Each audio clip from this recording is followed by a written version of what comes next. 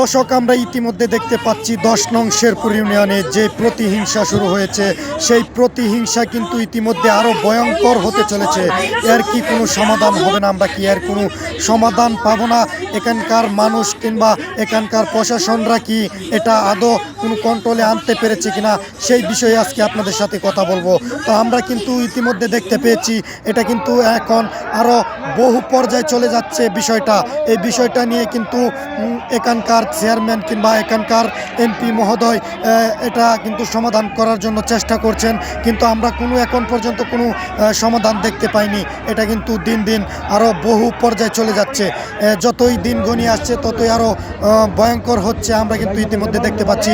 দর্শক, আপনারা কিন্তু দেখতে পাচ্ছেন যে এটা কিন্তু খুব ভয়ঙ্করভাবে একটি প্রতিহিংসা শুরু হয়েছে ১০ নং শেরপুর ইউনিয়নে।